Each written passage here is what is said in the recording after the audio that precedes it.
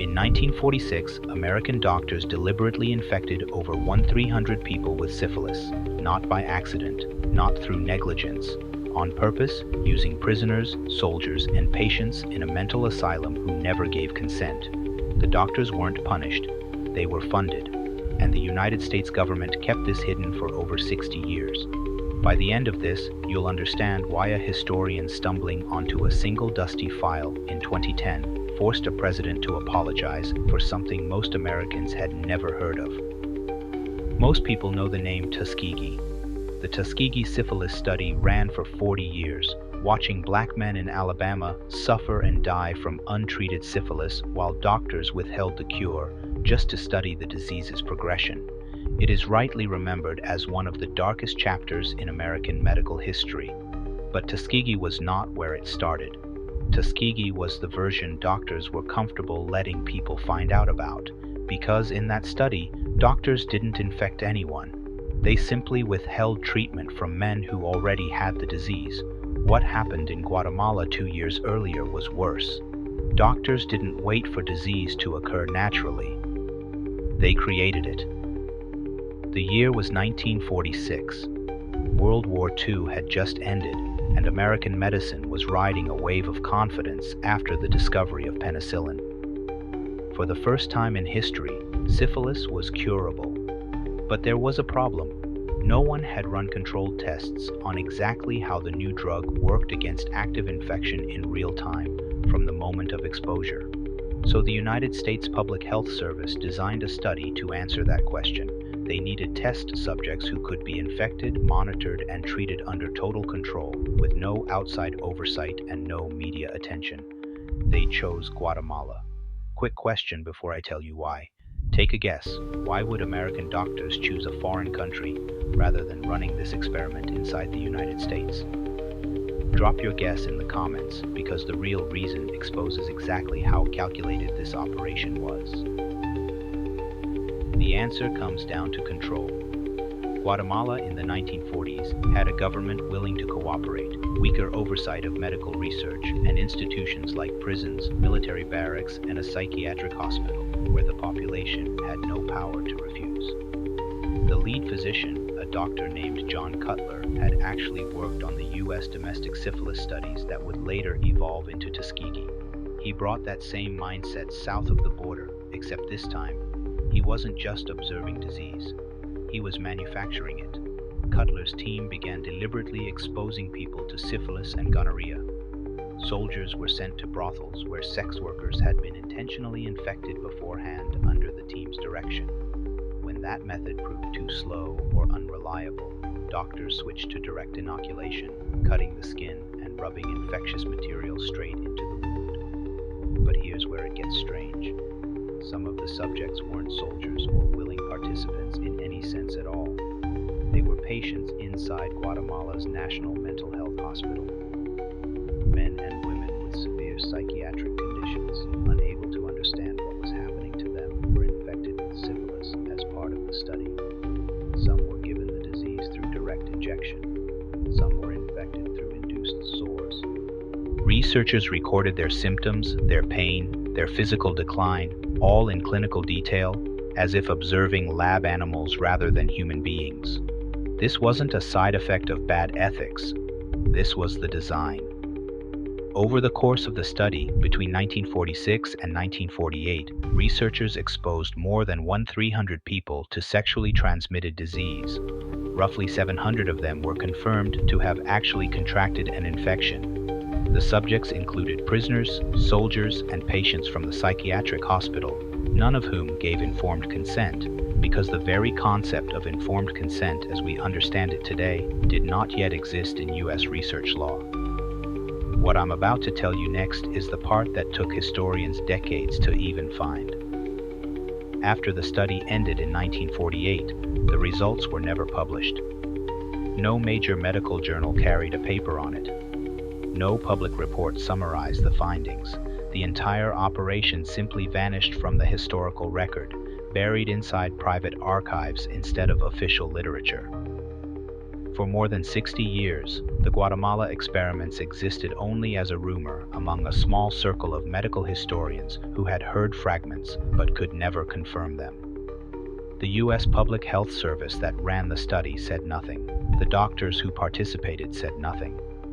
Cutler himself went on to a respected career in public health and died in 2003 without the world ever connecting his name to what happened in Guatemala. Then, in 2010, a medical historian named Susan Reverby was digging through Cutler's personal papers, archived at the University of Pittsburgh, while researching an unrelated book about Tuskegee.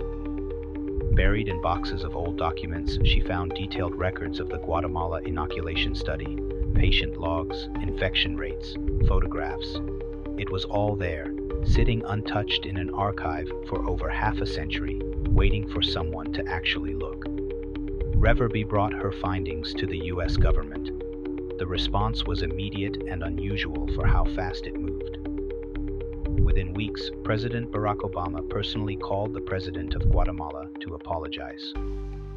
Secretary of State Hillary Clinton issued a joint statement calling the experiments unethical and condemning the conduct, even though it had happened more than 60 years earlier under a completely different administration. This wasn't a minor diplomatic gesture.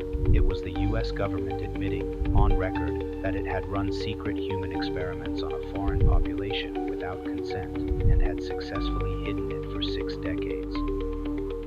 So here's the question worth sitting with.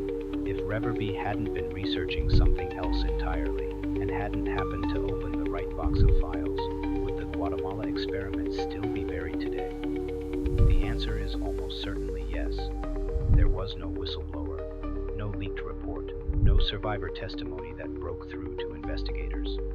The entire exposure depended on one historian's curiosity intersecting with one set of forgotten documents in one archive, decades after everyone involved had already died or moved on. That fragility should bother you. Tuskegee came to light in 1972 because a whistleblower inside the Public Health Service leaked it to the press, and the country was forced to confront it while many of the men involved were still alive. Guatemala had no whistleblower. It had only luck. The fallout reached further than an apology. In 2010, a group of victims and their descendants filed a federal lawsuit against the U.S. government. A formal investigation followed, led by a presidential commission for the study of bioethical issues, which spent over a year reviewing the full scope of what happened. Their final report confirmed what Reverby had found and added new detail. Researchers hadn't just infected subjects with syphilis. They had also exposed some to gonorrhea and chancroid, a third sexually transmitted infection, often in combination, to study multiple disease responses simultaneously in the same individuals. The commission could not even confirm a final precise count of how many people were harmed, because record-keeping from the original study was incomplete, inconsistent, and in some cases, deliberately vague. Decades later, doctors today are still trying to reconstruct exactly how many lives were affected using fragments of a study designed from the start to avoid scrutiny.